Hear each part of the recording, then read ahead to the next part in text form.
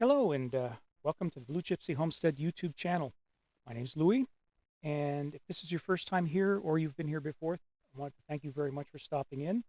Um, Full disclosure, this is my second attempt at this particular video, due mainly to the fact that I have not been able to master the sound so much because of the new software I'm using. So I'm getting used to how it works. So again, thank you for your patience, and I really appreciate it. As we're a growing channel, bringing on new subscribers, collecting likes and shares with your friends helps us get up to that next level sooner. And that's when we can start earning money for the farm from the channel.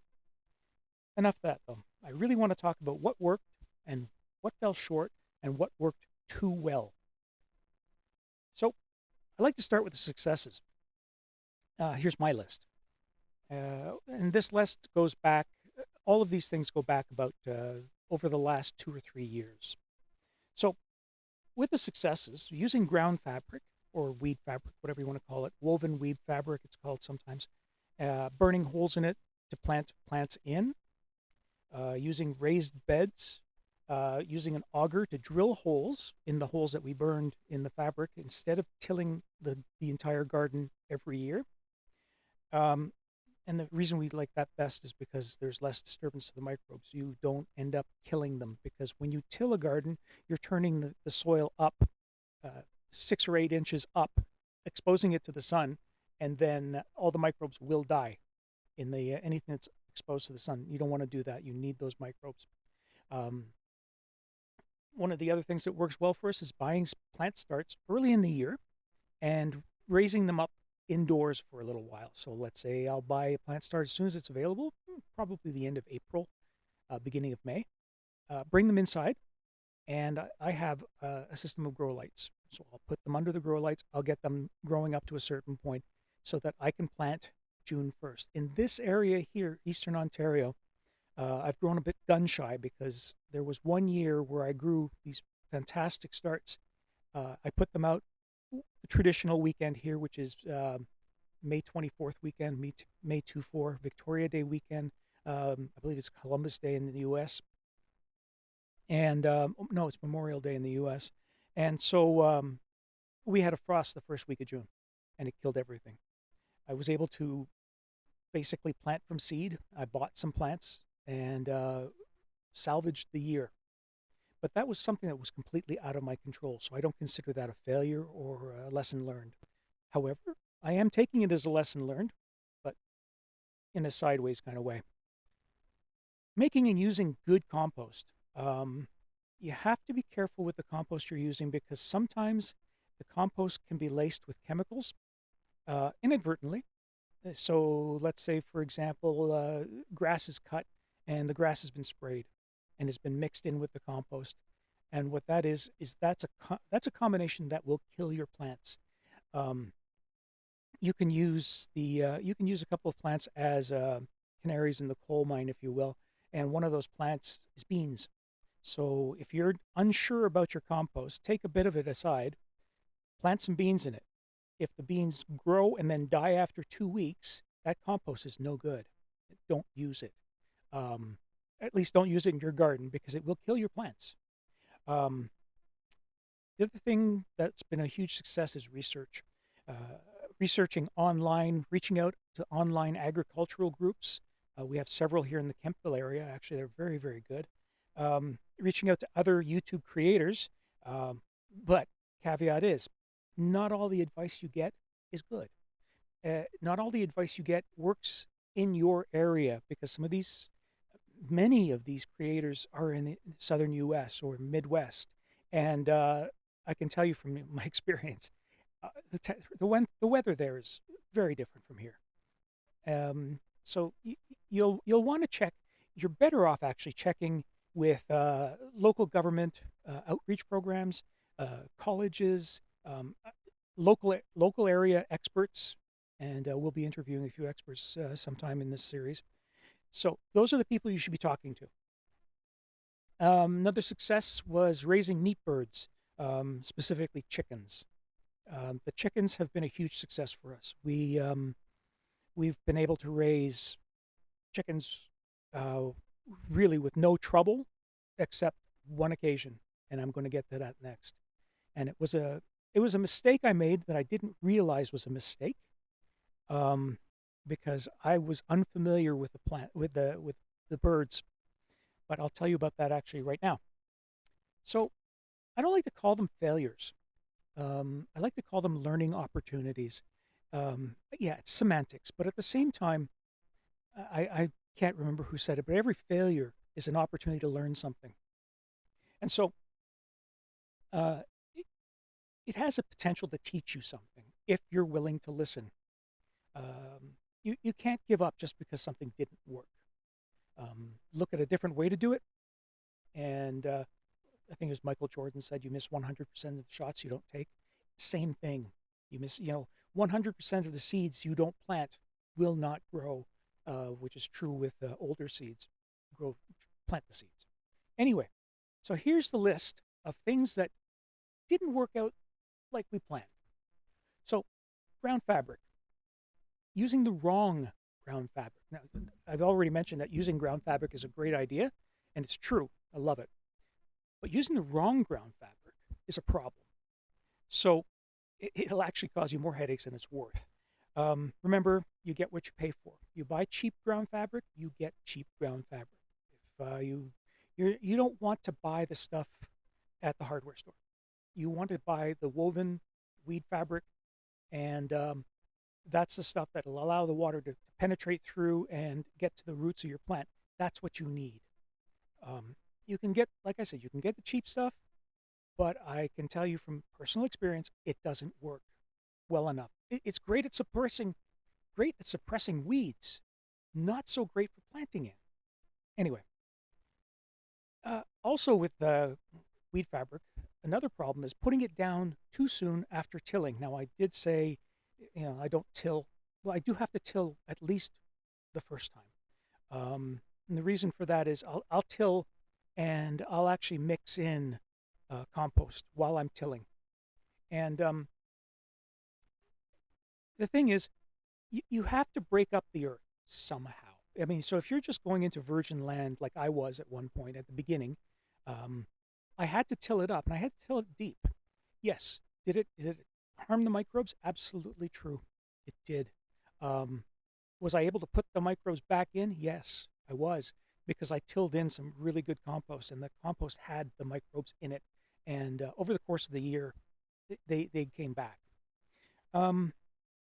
You need to leave, if you're going to till, you need to leave the ground at least a couple of weeks to settle before putting down the ground fabric. Otherwise, you get lumpy ground fabric, and it's not fun. It's not fun. It's not good.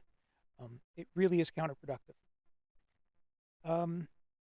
When you put down ground fabric, you got to make sure you use enough fabric staples. Fabric staples are U-shaped U-shaped metal staples that you put into the ground to hold down the weed fabric, and usually around the edges, sometimes in the middles. Personally, I prefer to put down one spike every 12 inches, and that's how I can make sure that the wind, if the wind is coming from the side, it's not going to blow seeds underneath the weed fabric, and B, it's not going to rip the weed fabric up, because at least around here, it's nothing for us to get a 50-kilometer-an-hour side wind, and if your ground fabric isn't, if you will, nailed down well, it's going to take off on you. And if you have plants in the ground already, it's going to tear those plants out. Don't cheap out on these things. 6-inch staples are plenty. Rusty staples are the best because they actually have, the rust acts like a barb and it actually holds the ground. So one every 12 inches or 30 centimeters. Don't cheap out on it. Underestimating the weight of a fruiting plant when it's full. This happened to me last year when I tried a different kind of trellising, which was basically wires. I had wires strung between posts, and I was trying to grow my tomato plants. But unfortunately, the tomato plants were very prolific. They grew very well, and as a result, they were very full. And when a tomato plant gets very full, it also gets very heavy. Now, that's a problem because it weighs down the wire more than I anticipated. I should have put more posts, obviously, but I didn't. Again, I didn't anticipate it. So in future, I'm going to do things a little bit differently. Probably going to go back to a way I was doing it before, which was I used like a concrete mesh, for example, and I let the plants grow up the concrete mesh. Yes, they will rust. That's okay. The plants will grip the rust. Will the mesh last forever? No. Am I going to paint the mesh so it would last longer? No. Again, I don't want to introduce any toxic chemicals into the garden. So no, I'm going to let them rust because again, they'll have barbs, something for the plants to actually grip and grow on. So also, if they get too tall and they're not supported properly, they'll bend over, they'll snap. Again, 50-kilometer-an-hour winds doesn't take much. Okay, so meat birds. I mentioned earlier that we had success with chickens, and that's true, except for 1 year. And this 1 year, I put ducks and chickens in the same enclosure. And so what I did not realize was that ducks are voracious eaters. In fact, they'll eat all the food that you put out before the chickens can get to it. Ducks are bullies. They pick on the chickens, unless you have a rooster and can fight back for the chickens. But that brings a whole other set of issues. And I mean, if you don't want to sleep past 5 o'clock in the morning, it's perfect. So I lost. There was 1 year when I had 25 chickens and with the ducks. And by the end of the season, when the chickens had grown out, I was down to 17 because the chickens had essentially starved because of the ducks. So as a result, I'm either not going to grow ducks again, or I'm just not going to put them together. I haven't made up my mind on that. I'm not bringing ducks in again this year. I've ordered 20 chickens, for example. Okay. Biggest issue that can cost you a lot of money: buying the wrong equipment.